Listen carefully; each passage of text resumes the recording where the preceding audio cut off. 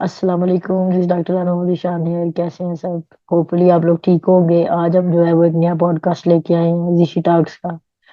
तो पहले जो जितने भी इंटरव्यूज हमने लिए हैं वो कंसल्टेंट्स के लिए हैं, या जो अपनी फील्ड के अंदर जो है वो हायर अचीवर जो है उनके हमने इंटरव्यूज लिए हैं। लेकिन आज हमने एक नया सिलसिला शुरू किया है कि क्योंकि हमारा चैनल सबसे ज्यादा स्टूडेंट्स देखते हैं, तो हमने सोचा कि स्टूडेंट्स में से ही किसी को जो है वो चूज किया जाए जिसने अभी अभी अपनी स्टडी खत्म की है, उसने अचीव भी अच्छा किया अपनी मेडिकल लाइफ में। इसलिए जो है वो हमने चूज किया है कि आप लोगों में से ही जो है वो आप लोगों की मोटिवेशंस के लिए और आप लोगों को टिप्स दे सके। इसलिए हमने आज इनवाइट किया अपने पॉडकास्ट में डॉक्टर हाजरा न्याज को। वो अपना इंट्रोडक्शन आप लोगों को खुद देंगी कि उन्होंने क्या क्या अचीव किया है और कौन कौन से जो है वो उन्होंने एग्जाम्स पास किए हैं। तो आइए मिलते हैं हम डॉक्टर हाजरा न्याज से, उनसे जो है वो बातें भी करते हैं और उनसे जो है वो प्रीशियस इंफॉर्मेशन भी लेते हैं। अच्छा, सबसे पहले तो आप थोड़ा सा अपना जो है ना वो इंट्रो दें, ताकि सुनने वाले जो है वो थोड़ा सा आपको जान सकेंगे, हल्का सा, बिल्कुल से ना ब्रीफ सा। अच्छा, तो रिगार्डिंग मी ऐसे है कि I did my schooling from army Burn Hall college and then I made it to Ayub medical college. मैंने वहां से अपना एमबीबीएस किया है। एमबीबीएस के बीच में ये था कि when I was in second year MBBS, तो I was given KPK youth innovation award for my contributions to like transgender rights और एसिड विक्टिम्स वगैरह के ऊपर मैं कुछ डेप्लेक्स के साथ काम करी थी। बीच में मैं एक मेरी अपनी भी पॉडकास्ट थी and it had a very good reach, तो उसमें भी हम लोग यही डिस्कस करते थे जो सोशल इश्यूज होते थे, एसिड विक्टिम्स के, ट्रांसजेंडर राइट्स, एचआईवी पे जो स्टिग्मा है। तो फिर उस बिल्कुल। इनोवेशन अवार्ड के बाद यही हुआ कि मेरी जो नेटवर्किंग भी थी और बाकी सब उससे I use to like meet new people and explore new avenues. और करते करते फिर हम मतलब डिफरेंट, मैंने स्टूडेंट लेवल पे भी जो हमारा कॉलेज था उसमें भी डिफरेंट बॉडीज बनाई और कुछ नेशनल इंटरनेशनल लेवल पे भी। और फाइनल ईयर में जो मेरा मेजर डोमेन था वो फिर मेंटल हेल्थ था। और उस पे अभी हम एक full fledge social enterprise run कर रहे हैं एनॉन एसोसिएशन के नाम से, जिसको प्राइम मिनिस्टर इनोवेशन अवार्ड भी अभी रिसेंटली दिया गया है। नस्ट में उसका ऑफिस है। तो ज्यादा मेरा बिल्कुल। जो सोशल वर्क रहा है वो यही इन डोमेन्स में रहा है, ट्रांसजेंडर राइट्स, एसिड विक्टिम्स के जो राइट्स हैं या जो इश्यूज हैं, और जो एचआईवी स्टिग्मा है, ब्रेस्ट कैंसर पे कम हम काम करते रहे, मेंटल हेल्थ पे पर्टिकुलरली मेरा मेजर एरिया है। हमने मतलब पाकिस्तान के बहुत ज्यादा स्कूल्स में, यूनिवर्सिटीज, कॉलेजेस में अवेयरनेस कैंपेन्स किए हैं मेंटल हेल्थ पे और सब। सही जी। अभी मेरा ये है कि मैं यूथ पार्लियामेंटेरियन भी हूँ currently. I am a part of the interior ministry and CSS मैंने अभी रिसेंटली क्लियर किया। So that's all about my professional life. So I think that बिल्कुल was what was needed. So जी। I think अच्छा we are good to go. सही सही। अच्छा, ये लोग सोचते हैं, कहते भी हैं कि जो ज्यादा पढ़ाकू होते हैं उनका बचपन भी जो है ना वो इसी तरह सादा सा गुजरता है, शरारती भी नहीं होते इस तरह के। तो आपका बचपन किस तरह का गुजरा, थोड़ा सा जो है वो हमें बताएं अपने बचपन के बारे में। अच्छा, मेरा बचपन ऐसे था कि I have always been very thoughtful, और जो बहुत बहुत ही ज्यादा सेंसिटिव बच्चे होते हैं, सेंसिटिव इन अ वे के छोटी छोटी चीजों को, टेक्निकलिटीज को बहुत ज्यादा नोट करना। And I was a poet like since my childhood. मैंने पोएट्री की है, शॉर्ट स्टोरीज लिखना। तो मेरा ज्यादा आर्ट में, पेंटिंग में, पोएट्री में, चीज़ों को ऑब्जर्व करने में, ट्रैवलिंग में, हमेशा इन्हीं में इंटरेस्ट रहा है। वो बहुत ज़्यादा जो शरारत होती है वो सब नहीं, हम्म। बट डेफिनेटली मुझे अभी भी याद है कि बेबी लूनी टून्स एक कार्टून लगते थे, एक हाँ हम लोग हाँ। देखते थे ड्रैगन टेल्स, और उनके लिए मैं हम्म। छुट्टी कर रही होती थी स्कूल से। तो ये कि बचपना तो होता है, बचपना होता है, बट ये कि वो है कि बहुत शरारती नहीं थी, बहुत शरारती नहीं थी, एंड पढ़ाई में शुरू से थी। अच्छा अच्छा, तो मेडिकल फील्ड कैसे चूज की फिर आपने, जो है वो अपना इंटरेस्ट था या घर वालों का था? किस तरह आपने जो है फिर ये दोनों लाइफ था। Choose?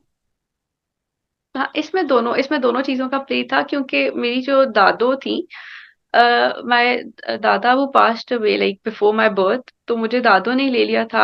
I was eldest at home, तो मुझे दादो ने ले लिया और उन्होंने बड़ा प्यार दिया मुझे। तो उनका ये था कि उनके सारे सिबलिंग्स जो हैं दे वर डॉक्टर्स, और उनका अपना ये था कि she was in like population welfare, उन्होंने उसमें सर्विस की थी, एंड देन मास्टर्स उनका इस्लामियात में सेकंड मास्टर्स था। तो उन्हें बड़ा था माशाल्लाह। कि भाई आप भी मतलब इसमें जाओ, डॉक्टर बनो। तो थोड़ा वो उनकी उनकी भी थी कि मैंने उनकी बात रखनी थी। But at the same time I knew, क्योंकि मेरे अपने बाबा जो थे ही was in like international civil service, तो उनको देख के मेरा ये भी था कि कभी ना कभी मैंने सिविल सर्विस में मतलब अटेम्प्ट करना है। मेरे अपने जो स्किल्स भी थे वो इस तरफ थे, ज्यादा लीडरशिप वाले, राइटिंग और ये ऐसे। सब। पर एक दादों का शौक, और दूसरा ये कि खुद भी मेरे ख्याल से पाकिस्तान में अंदर अंदर से हर बच्चे को होता है। एक बार तो हम सब एंट्री टेस्ट ना इसी उम्मीद पे देते हैं कि हुआ तो जाऊंगा जरूर, तो वो हो गया तो हम्म। बस फिर आए लाइक ज्वाइन। ठीक ठीक। तो मेडिकल लाइफ कैसी रही आपकी, स्टार्ट से जब आपने एडमिशन लिया और एंड तक क्या चेंजेस आई, किस तरह की आपकी जर्नी थी? अच्छा, मेरी तो खैर बहुत डायनामिक थी, बहुत ज्यादा। क्योंकि मैं जब गई तो खैर ये मेरे माइंड में पहले भी था कि मैंने अब बहुत ज्यादा नहीं पढ़ना, मतलब अब थोड़ा सा, एक आप थक जाते हो and you need the time to relapse. तो हम्म। वो ये था कि मैं फर्स्ट ईयर में जब गई तो इनिशियली तो आपको पता है एनाटॉमी, मेरे ख्याल से आप खुद भी हाँ एनाटॉमी पढ़ा रहे हैं, तो एनाटॉमी बहुत हाँ जी बड़ा हाँ जी। चैलेंज होता है हाँ बच्चों हाँ, के लिए। ऐसे ही है। तो मेरे लिए तो खैर वो प्रोसेस करना, इतनी स्टेजेस और सब कुछ, तो शुरू में तो हम्म। खैर उसी एक डायलेमा में थे हम सारे। मगर साथ साथ ये था कि फर्स्ट ईयर से ही मुझे याद है कि मैं जब पहला दिन था मेरा मेडिकल कॉलेज में ना, तो अयूब में एज सच कोई, आपको पता है पब्लिक सेक्टर मेडिकल कॉलेजेस में बहुत ज्यादा ये सोसाइटीज और ऑर्गेनाइजेशंस ये सब नहीं होता, वो भी तो हम्म। पॉलिटिकल बॉडीज होती हैं। सही तो वहां बात है। पे इसी तरह की एक लोकल सी बॉडी थी, और वो आए हमारी क्लास में हमें इनवाइट करने के आप ज्वाइन करें हमें। तो मैंने उनसे यही कहा कि आपकी जो बॉडी है उसमें आप लोग एक लिटरेरी विंग डालें, लिटरेरी एंड आर्ट विंग, क्योंकि मैं जिस हम्म। स्कूल से आई हूँ I was a part of the literary society, I was a part of the editorial board of magazine. यहाँ पे तो ऐसा कुछ है ही नहीं, यहाँ तो सारी सही है। पॉलिटिकल बॉडीज हैं, मतलब इंसाफ स्टूडेंट फेडरेशन है और जमीयत है एक्सेट्रा। हम्म। तो मुझे याद है उसी वक्त से I had that like fire inside me कि मैंने यहाँ पे ये सब लाना है। एंड फिर मैंने वहाँ सही पे सही। लिटरेरी और आर्ट्स फोरम भी, उसकी फाउंडर मैं थी। देन वहाँ पे दो तीन स्टूडेंट बॉडीज की फाउंडर मैं थी। तो मैंने वहाँ पे जो मैगजीन को रिवाइव किया है, वहाँ पे लिटरेचर आर्ट को प्रमोट किया है, वहाँ पे जो इवेंट्स प्रॉपर कराना शुरू किए हैं, कैंपेन्स वगैरह।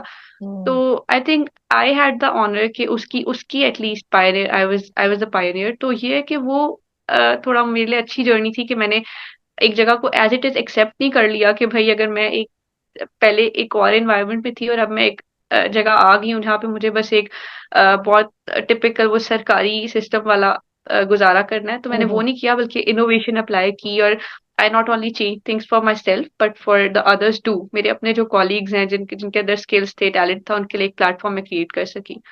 तो बड़ा डायनामिक था और बड़ा सपोर्ट किया टीचर्स ने, सीनियर्स ने, जूनियर्स ने, अच्छा एक्सपीरियंस रहा है, और पढ़ाई भी साथ साथ चलाते रहे, मतलब I was able to hmm. Like secure many distinctions वगैरह।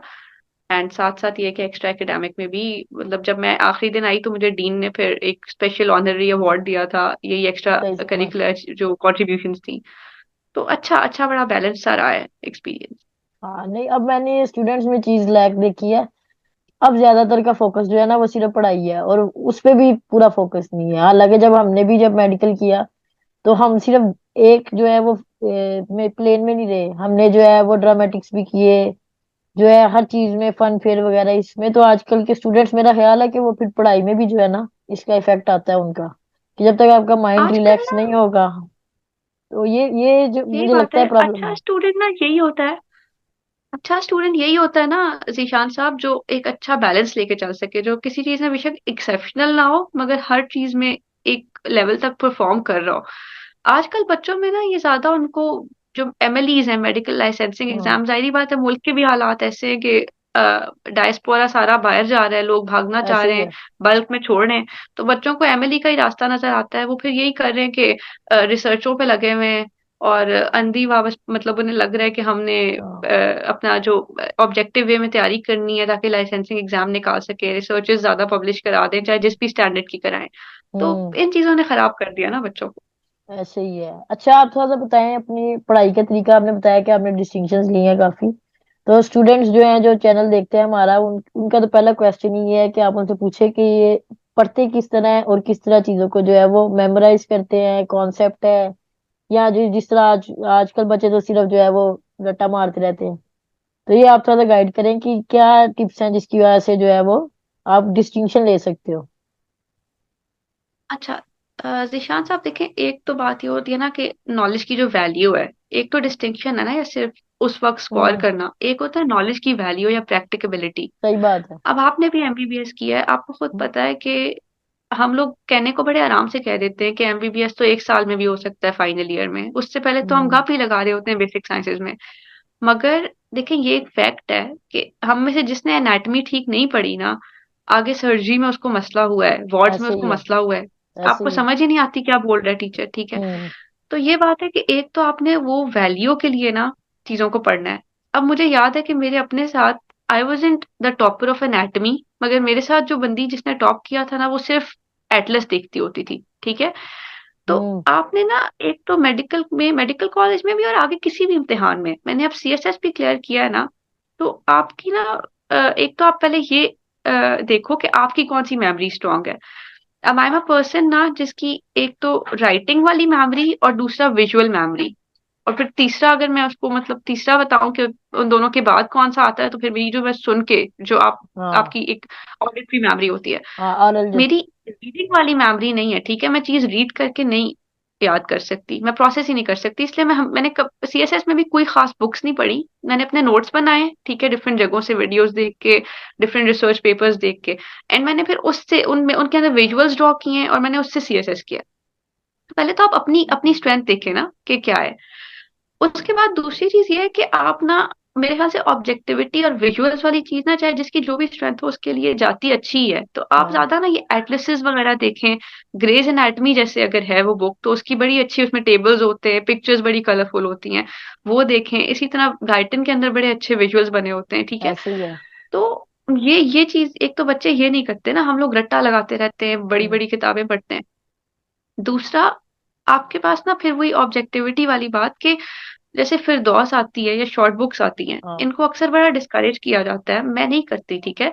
आप या तो अपने शॉर्ट नोट्स बनाओ, ठीक है, शॉर्ट नोट्स आपने, कोई भी एग्जाम आप लाइफ में दे रहे हो बड़े जरूरी हैं, आप एंड में पूरा नहीं हाँ। रिवाइज कर हाँ, सकते। की पॉइंट्स या तो बनाने आप अपने पड़ते हैं शॉर्ट आपको। नोट्स, हाँ शॉर्ट नोट्स आपको बनाने, या आप अपने शॉर्ट नोट्स बनाएं, या फिर आप ऐसी कोई किताब खरीद लें, जैसे ये फिरदौस है या और जो छोटी किताबें आती हैं, इरफान मसूद की आती हैं, और आप उनके ऊपर पॉइंट्स लिखें। जब, ये मैं नहीं कह रही कि आपने बड़ी किताब रीड नहीं करनी, पर देखें, प्रेप्स बड़ी किताब रीड करने का मेरा मेरा नहीं ख्याल टाइम होता है, और वो भी हाँ, तो ऐसे शुरू ही। के प्रेप्स का 1-2 महीने जो होते हैं, शुरू के एंड में आखिरी महीने में आप बड़ी किताब नहीं रीड करते हो पहली दफा।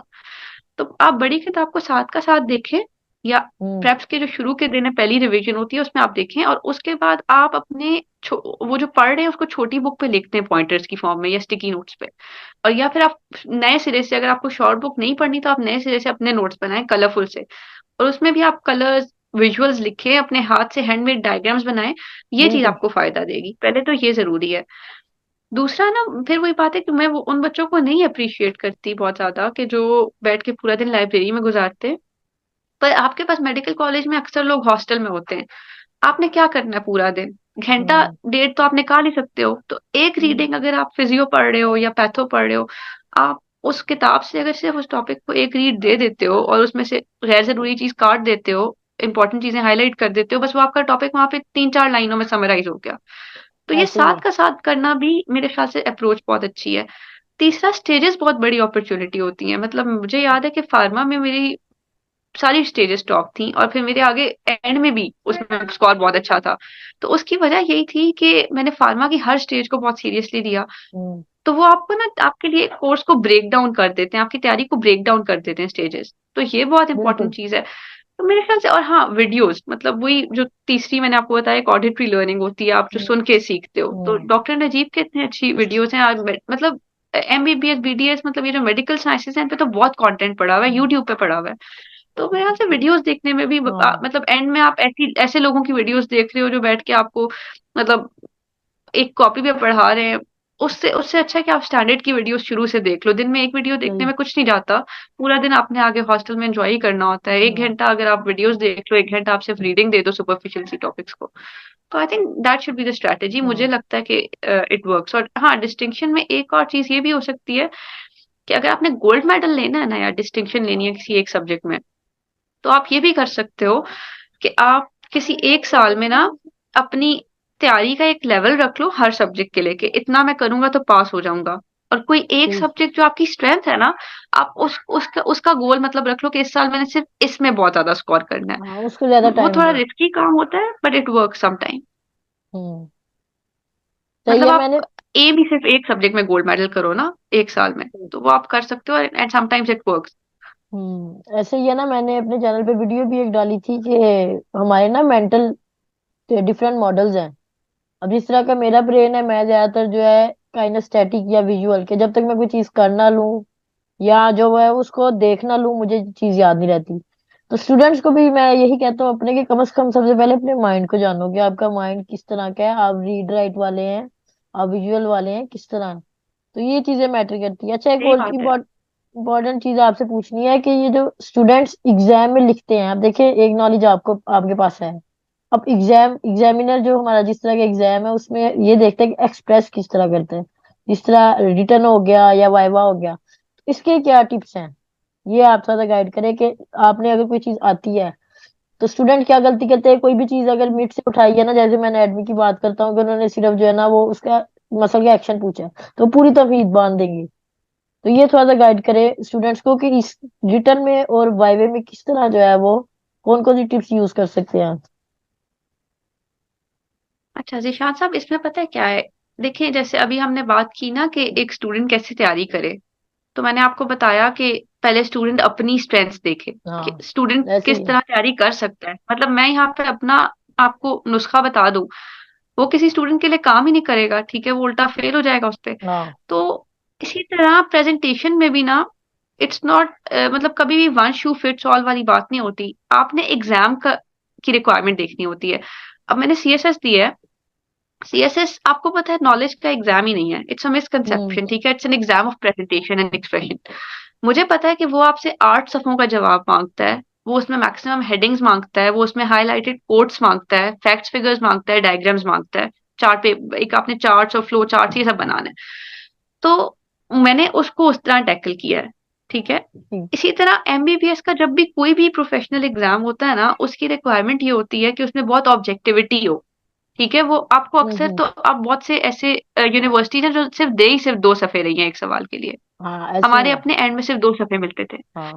तो देखिए, इसका मतलब ये है कि यूनिवर्सिटी आपसे ऑब्जेक्टिविटी चाहती है। आपको सीएसएस का पेपर नहीं दे रहे आप, आपको वहां पे इंट्रोडक्शन लिखने की, कंक्लूजन लिखने की, पीछे पूरे मसल्स को डिफाइन करने की जरूरत नहीं है। मसल एक्शन पूछा है, हम्म। आप उसमें चलें, एक्शन पोटेंशियल को डिफाइन करें। आप मसल के कुछ मतलब आप अब वहां पे अगर आप मसल को लिख रही है कि मसल क्या है, उसकी टाइप्स क्या होती हैं, ठीक है, मसल का ये लफ्ज का ओरिजिन कहाँ से आया है, तो आई थिंक ये फिर खुद ही अपने आप को देखें। मैं इसकी एक अच्छी सी एग्जांपल देती हूँ ना। मुझे उस दिन किसी ने सीएसएस के बारे में मैसेज किया कि मैं फेल हो गया हूँ, तो मेरी आउटलाइन में क्या मसला है। मैंने कहा देखिए जी, आपके आउटलाइन में मसला ये है कि उसने पूछा है कि सोशल मीडिया जो है वो आज के दौर में एक कर्स है। आपने उसमें हम्म। सबसे पहले ऊपर सोशल मीडिया को डिफाइन किया, फिर कर्स को डिफाइन किया, फिर सोशल मीडिया के बेनिफिट्स को लिखा, ठीक है, 8-10 पैराग्राफ्स में। फिर आप कर्सेस पे आए। तो वो बेचारा हम्म। मजबूर है कि वो आप ऊपर से सारा काटेगा, और जो हाँ, आपने फिर कर्सेस लिखे हैं वो आपको उसके नंबर देगा। तो ऐसे उसके वो ही। अब आपने 4 पैराग्राफ लिखे हैं वो आपको 20 ही नंबर देगा, ठीक है, 100 में से। तो अब जाहिर बात है, आप जब अपने सवाल में सारा ऊपर गन बला लिख रहे हैं और आप सिर्फ हाँ। 3-4 लाइनें काम की लिख रहे हैं, तो वो उसमें आपको 20 में से 5 नंबर दे देगा। उसकी मजबूरी है ना, वो मैक्सिमम इतने दे सकता है। तो अपना वक्त भी ना जाया करें, ठीक है, और टू द पॉइंट हमेशा, वो जो कहते हैं ना, हिट द नेल, बुल्स आई को हम्म। हिट करके। और प्रेजेंटेशन का तरीका एमबीबीएस या बीडीएस का जो एग्जाम मांगता है वो यही है कि आप हेडिंग्स दें, और उन हेडिंग्स के नीचे 2-2 3-3 लाइनें लिखें। जैसे आपके पास आया डायग्नोसिस, ठीक हाँ। है, मैनेजमेंट, मैनेजमेंट के नीचे सब हेडिंग प्रिवेंशन, ट्रीटमेंट, आगे जो आपकी फिर फर्दर रिहेबिलिटेशन सारी आ जाती है। मतलब फजूल चीज में जाना ही नहीं है। और बाकी मार्कर्स यूज करें। मैंने अपने साथ ऐसे हम्म। भी लोग देखे हैं जो एक ही इंक वाले पेन से लिखते थे पूरा ऐसे पेपर, ही है। ब्लैक ऐसे ही है या ब्लू से। बीबीएस। ऐसा नहीं होता, ठीक है। मार्कर्स यूज करें, ब्लैक कलर का यूज करें, ब्लू कलर का मार्कर यूज करें, pointers, black blue ball points use करें, डिफरेंट इंक्स यूज करें, डायग्राम्स ड्रॉ करें, ठीक है, मैक्सिमम डायग्राम्स ड्रॉ करें। हम लोग डर रहे होते हैं ना, हम असल में ये जो फालतू चीजें भी लिखते हैं ना इररेलेवेंट, वो डर के मारे हम्म। कि हमें आता नहीं है, ठीक है, तो कुछ लिख हाँ। देते हैं, नीचे छोटा सा आंसर लिख देंगे। देखिए, आप थोड़ा लिख लें मगर रेलेवेंट लिखें। दूसरा, आप डायग्राम नहीं सही बनानी आती ना, आपको सिर्फ क्रक्स पता है कि यहाँ से ऊपर से एक एक्शन पोटेंशियल आएगा, नीचे एक छोटा सा चैनल है, आप खराब बना दें, आपके माइंड में अगर वो कॉन्सेप्ट है आप कुछ बना दें, बेशक वो इंटरनेट पे वो पिक्चर वैसी कहीं भी ना हो, ठीक है? एग्जामिनर को आइडिया दे दें, diagrams and visuals are appreciated everywhere, ठीक है? सही बात रेलेवेंस है ऐसे इज ही। Appreciated everywhere. तो ये वाली चीज है। ठीक है।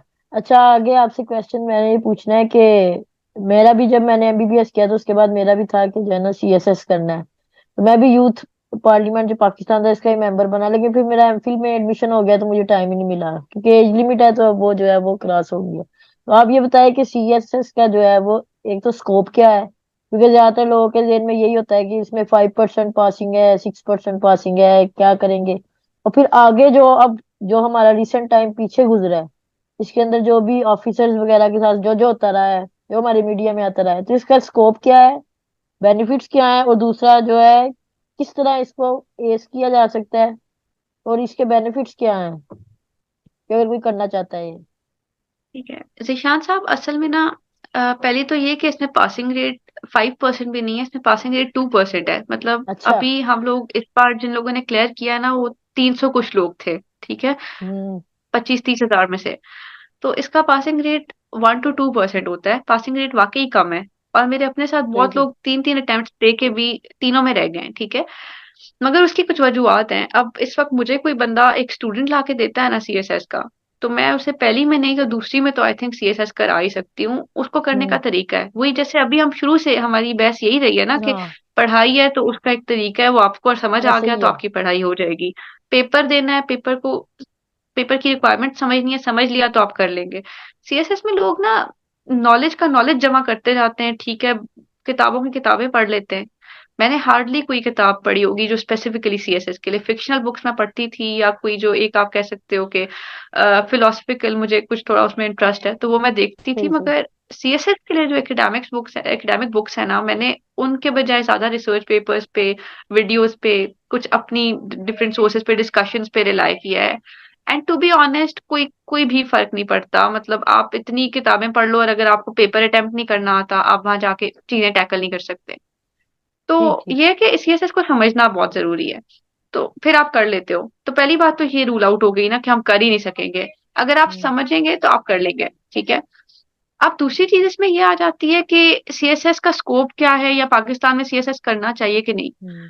तो मेरे ख्याल से अगर आप एमबीबीएस के स्टूडेंट हो ना, बाकी तो सबको मेरे ख्याल से वैसे भी, एक जब आप कोई भी डिग्री करते हो तो उसके बाद सीएसएस बहुत अच्छा ऑप्शन लगता है पाकिस्तान में। हम्म। बाकी फील्ड्स के लिए तो यहाँ पे एमबीबीएस और इंजीनियरिंग या दो तीन गिनी चुनी फील्ड्स के अलावा वो अभी, एक आप कह लो ना कि उस तरह की ना शऊर आया है लोगों में कि किस तरह से प्रैक्टिकल लाइफ में बिल्कुल। स्टेप इन करना है या कैसे अपनी उस चीज को सेल करना है। मतलब अब मेरा कजिन है, ही इज एन इकोनॉमिस्ट, तो वो अब यूके में बहुत अच्छा अर्न कर रहा है। मगर अब एक इकोनॉमिस्ट का पाकिस्तान में स्कोप नहीं है, एटलीस्ट हाँ। एक यंग इकोनॉमिस्ट का।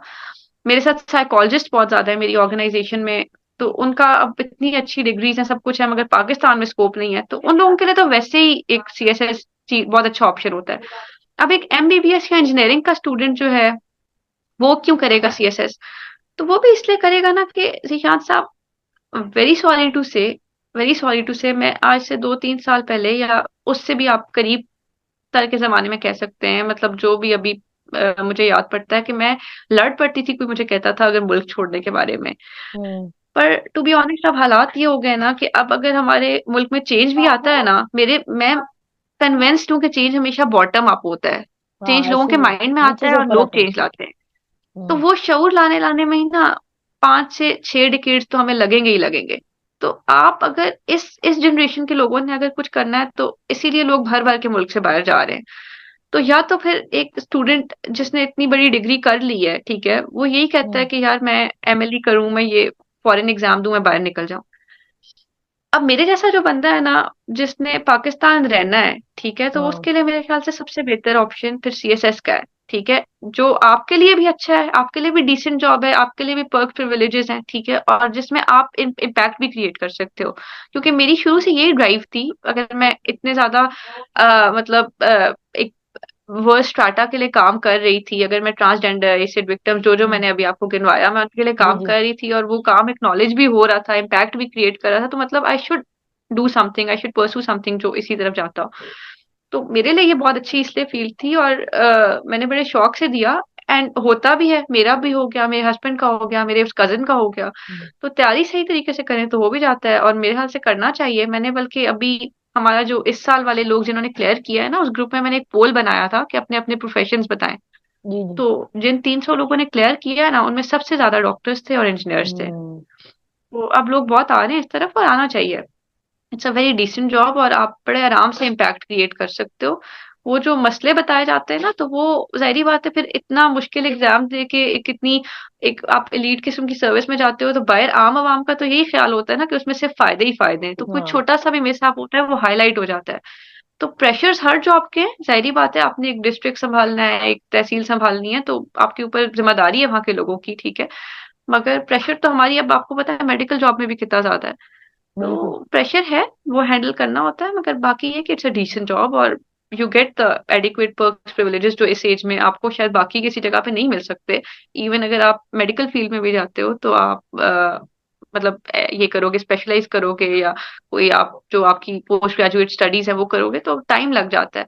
तो म्यूचुअली बेनिफिशियल है आपके लिए भी, और आपके जो आगे स्टेक होल्डर्स हैं या लोग हैं उनके लिए भी। ठीक है, अच्छा इसके थोड़ा सा बता दे कंपोनेंट्स क्या क्या होते हैं, अगर कोई जानना चाहे कि सीएसएस जो है वो रिटन एग्जाम है, ओरल है, दोनों है, क्या है, तो थोड़ा सा इस पे भी जो है ना वो गाइड कर दे कि इसके कंपोनेंट्स क्या क्या है, ताकि अगर किसी ने प्रेपरेशन करनी हो तो उसको तो हल्का सा आइडिया हो जाए कि ये जो है ना इसमें क्या क्या ये चीजें आपने बहुत आती हैं। अच्छा सवाल पूछा है। हाँ ये इसलिए बहुत अच्छा सवाल है क्योंकि इस बारे में लोगों को नहीं पता। मुझे खुद हाँ भी, ऐसे ही जब है। तक मैंने मतलब till I didn't went through all these ना, तो मुझे नहीं पता था कि कैसे होता है। तो रिटन एग्जाम तो हम सबको पता होता है, और वही असल हम्म, बहुत ही मुश्किल चीज असल में वही होती है, क्योंकि आपके ना 1200 मार्क्स हैं, और उनमें से आपके सही सही। जो मार्क्स होते हैं, आई थिंक 600, नहीं, वी हैव 12 सब्जेक्ट्स, हाँ, 1200 मार्क्स आपके रिटन के होते हैं, और सही सही। 300 मार्क्स आपके वाइवा के होते हैं। 1500 हमारे पास मार्क्स हैं। तो 1500 में से 1200 तो आपके रिटन में है, ठीक है। और रिटन हम्म, में उस 1200 के लिए 12 सब्जेक्ट्स होते हैं, 6 ठीक कंपल्सरी ठीक। और 6 ऑप्शनल, ठीक है। अब जरूरी ये शर्त होती है कि आपने उन 1200 में से कम 600 नंबर सिक्योर करने हैं, ठीक है। आपने ठीक है। 600 नंबर लिए तभी आप पास कंसिडर होंगे, चाहे आपके ठीक सारे ठीक। सब्जेक्ट्स पास हो जाएं। तो हम्म, आपने इंडिविजुअली भी सब सब्जेक्ट्स पास करने हैं, और फिर आपने 600 नंबर भी लेने हैं। अब इस सही वक्त सही। कोई एक आम बंदा जो पहली बार सुन रहा है, उसको 600 बहुत कम लगेगा 1200 में से। हाँ मगर टॉपर के भी आते हैं 712, 715, 720, इस तरह नंबर आते हैं टॉपर्स के भी, ठीक है। सही सही। तो ये बहुत बड़ा चैलेंज होता है। दूसरी चीज ये होती है, रिटर्न अगर आपने निकाल दिया ना, तो उसके बाद आपके 300 मार्क्स वाइवा के होते हैं, जो इंटरव्यू जिसको कहा जाता है आम जुबान में। सही सही। अब इंटरव्यू थोड़ी-सी इस तरह खौफनाक चीज़ होती है कि रिटन पे आपकी बहुत जान जाती है। रिटन में आप 7-8 महीने की तैयारी भी कम से कम करते हो। रिटन में आपने बहुत कुछ बचाना है, बहुत सब्जेक्ट हम्म, सारे पास करने हैं, ठीक है? बड़ी मतलब सब्जेक्ट हिट भी हो जाते हैं। मगर इंटरव्यू में मसला ये होता है ना कि इंटरव्यू में आपकी वो 8 सफ़े भरना, वो कोटेशंस, वो पिक्चर्स, हाँ। वो सब एक तरफ हो जाता है। आपके सामने एक बहुत एक्सपीरियंस्ड पैनल बैठा हुआ है, जिसने 25-30 साल सर्विस में गुज़ारे हैं। सारे सेक्रेटरीज़ होते हैं, आईजीज़ हम्म, होते हैं, एंड क्वेश्चंस आर वेरी मतलब अनएक्सपेक्टेड। वो आपसे कुछ भी पूछेंगे। मुझसे उन्होंने पूछ लिया सीरियल किलर्स के नाम बता दें, ठीक है। हम्म, इसी तरह उन्होंने मुझसे पूछ लिया था कि आप मतलब आपकी क्या सर्विस में यूनिक होगा अगर आप ऑफिस में आएंगी, और इस तरह वो आपसे कुछ भी कोई भी क्वेश्चन इस तरह के कर लेते हैं, ठीक है। ठीक ठीक। और वो बड़े उस वक्त ना ऑन द स्पॉट टैकल करना मुश्किल होता है। तो उसके लिए फिर तरीका यही होता है कि आप रिटर्न में भी और इंटरव्यू प्रिपरेशन में भी मॉक्स दो। अब जो इसमें ठीक वो ठीक। चीज़ है जो ये बात तो शायद बहुत लोगों को पता होगी जो मैंने अभी बोली। अब जो बीच की चीज़ लोगों को नहीं पता होती ना, वो ये है कि रिटन और इंटरव्यू के बीच में आपकी एक साइकोलॉजिकल का भी दिन होता है, अच्छा। और वो बड़ा मुश्किल दिन होता है कि सुबह से शाम तक आप वहीं पे होते हो, और आपसे बहुत मतलब स्टॉप वॉच लगा के आपसे बहुत थोड़े-थोड़े टाइम में, जैसे आईएसएसबी वालों का होता है ना, उस जी तरह जी। आपसे प्रॉपर, उससे ज़्यादा ये टफ होता है। वहाँ पे प्रॉपर साइकोलॉजिस्ट होते हैं, वो आपसे कोई मतलब आप मतलब बहुत ज़्यादा 20-30 एक्टिविटीज़ कराते हैं, टाइमर लगा हुआ होता है, उसमें आपने डायग्राम्स भी बनानी है, पिक्चर्स भी ड्रॉ करनी है, रैंडम पिक्चर्स, बिल्कुल इम्प्रॉम्प्टू। हम्म, आपने वहाँ पे पैसेजेस भी लिखने हैं, स्टोरीज़ भी लिखनी है, ठीक है? हर तरह का काम वो आपसे कराते हैं। फिर आपका प्रॉपर एक इंटरव्यू लेता है साइकोलॉजिस्ट का पैनल, सही तो सही। एक तो वो दिन होता है। दूसरा इसी तरह आपका एक पूरा दिन वहाँ पे मेडिकल होता है, मेडिकल एग्ज़ामिनेशन सर से पाँव तक। ठीक ठीक। एक हॉस्पिटल होता है इनका। तो ये 2 हम्म। चीज़ें लोगों को नहीं पता होती अक्सर ना, लोग समझते हैं कि just written and interview, but in between ये 2 भी आपने करने हैं। तो इस सब ठीक। के बाद और इसमें एक और बहुत मसला ये भी होता है कि like you might have seen my Twitter कि आई ऑफन हाँ हाँ। Post from my personal experiences और बाकी सब कुछ, बट बिल्कुल आई बिल्कुल। Very very rarely talk about political issues. तो हमारी सोशल मीडिया स्क्रूटनी भी होती है, मतलब ऑल योर हैंडल्स हाँ, are, you have to surrender all your handles. और ऐसे ही आपके है। सारे हैंडल्स जो एजेंसीज होती हैं, दे डू द स्क्रूटनी। तो हम्म। ये है कि बड़ा टफ प्रोसेस होता है आपकी, मतलब पूरी छानबीन करके, और वो जैसे नहीं होता कि खानदानी लोग लेके आने हैं हाँ, पीछे से सारी वैसे। देख के, तो बड़ी आपको अंदर बाहर से ऊपर नीचे से पूरा छानबीन के वो रखते हैं। तो यही है कि अगर वो इतना अच्छा रखते हैं तो हमारी ब्यूरोक्रेसी इतनी भी बुरी नहीं है। ठीक है, जस्ट बदनामी ज्यादा है। अच्छे लोग होते हैं और आपको अच्छा एक सर्कल मिल जाता है, मेरे ख्याल से करना चाहिए, अटेम्प्ट करना चाहिए। It's a very decent job. ठीक है, आपने काफी ज्यादा जो है वो अच्छी हेल्दी और प्रीशियस इंफॉर्मेशन दी है। लास्ट में आप जो है वो हमारे चैनल का फीडबैक देना चाहें, या कोई चीज जो आपने ऑब्जर्व की हो, या कोई चीज जो हमें बेहतर करनी चाहिए, कुछ भी जो है वो आप कह सकती हैं इसमें। नहीं, मैंने असल में जब आपने मुझे बल्कि मैसेज किया तो मैंने देखा, एक बार पूरा स्क्रॉल किया आपके चैनल से, तो मुझे बड़ा अच्छा लगा कि आप एक तो बहुत डाइवर्स चीज़ों के ऊपर बात कर रहे हैं लोगों से। और ये है कि उसमें भी प्रॉपर, जिस तरह आप पहले प्रोमो डाल रहे हैं, देन प्रोमो के बाद प्रॉपर इंटरव्यू, तो बड़ा एक अच्छा सिस्टमैटिक वे में आप कर रहे हैं। तो ये है कि इसको फर्दर आप लेके चलते रहें, कंसिस्टेंट रहें इसमें। और ये है कि I think you should now go for developing some studio properly, हाँ। कि जब एक जी चीज जी। की हुई है तो व्हाई नॉट टू लाइक आप उसको और एक्सपैंड करें। तो इंशाल्लाह मैं खुद भी सब्सक्राइब करूंगी, and I would want to say to all the listeners कि आप भी जरूर सब्सक्राइब करें, क्योंकि इतना अगर जिस वही बात है कि जितना आप बातों से सीखते हो या सुन के सीखते हो किसी हम्म। के एक्सपीरियंस से, वही लर्निंग की डिफरेंट टाइप्स है ना। एक हिट एंड ट्रायल है बिल्कुल। कि आप खुद धक्के खाते रहो और अपने एक्सपीरियंस से सीखो, और एक टाइप ये होती है कि आपकी कॉग्निटिव लर्निंग, कि आप किसी और के एक्सपीरियंस से सीख लो। तो ये है बिल्कुल। कि आप, मेरे ख्याल से जो एक्सपीरियंस शेयरिंग होती है, बातें होती हैं, अब तो दुनिया जा ही इस तरफ रही है किताबों को छोड़ के वर्बल हम्म। लाइब्रेरीज पे।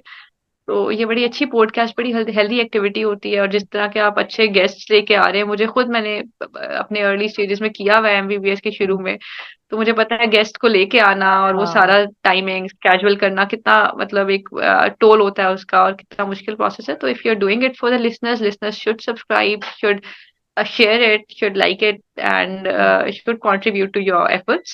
So best of luck, और thank you so much for having me. Thank you so much, आपने इतनी Hafiz. इंफॉर्मेशन दी। तो ये है कि इंशाल्लाह कभी कोई नहीं, लाइव भी हुआ तो आपको जरूर जो है ना वो फिर इनवाइट करेंगे, ताकि जो और है वो। इंशाल्लाह, थैंक यू सो इंशाल्लाह, मच। इंशाल्लाह, बहुत खुशी है जीशान साहब, थैंक यू जी सो मच, जी। Keep doing the good work. Thank you, अल्लाह हाफिज। अल्लाह हाफिज।